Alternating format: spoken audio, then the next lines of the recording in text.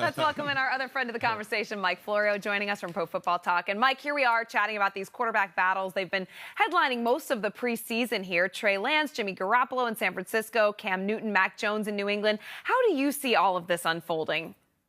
Oh, it really is amazing. You consider 5 rookies were taken in the first 15 picks. We know the first 2 guys, Trevor Lawrence and Zach Wilson, will start week 1. With Trey Lance of the 49ers and Justin Fields of the Bears, it feels like it's inevitable at some point they're going to get playing time and an opportunity to take over.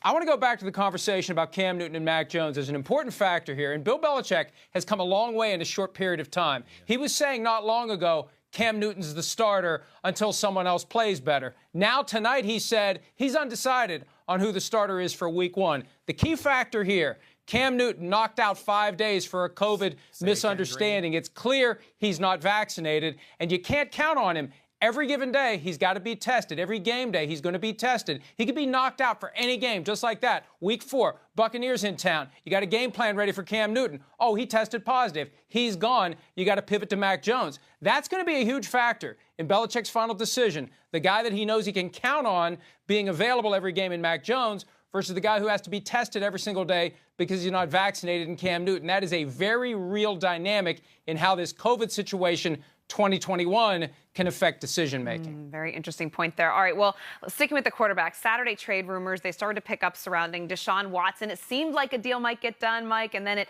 kind of quieted down all day today. How do you see this Watson situation panning out with Houston right now? Well, you know, the bottom line, Catherine, is the Texans have to make a decision on or about Tuesday what they're going to do with Deshaun Watson. Are they going to pay him to not play? Are they going to find a way to stash him on injured reserve? What are they going to do? He's due to make over $10.5 million this year. If they're content to pay him that amount and try to trade him in the offseason when there's greater certainty about his off-field issues, fine, if they're willing to do it. If they're not willing to do it, they're going to have to do the best deal they can. One source told me today it's basically a game of chicken. Will the Texans relent in their demands and do a deal by Tuesday or thereabouts?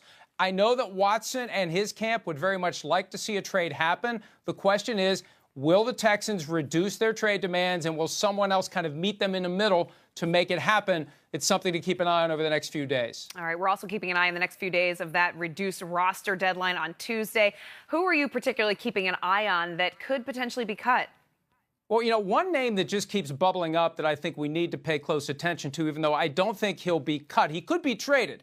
Jalen Smith, the linebacker of the Cowboys, he's got $7.2 million in fully guaranteed salary for this year. The Cowboys are not going to cut him, no matter where he lands on the final depth chart. They will keep him. If they could move him via trade, that's a different issue altogether, because then you move that salary and that cap space off the roster. That's a name to watch for a trade, not for a cut.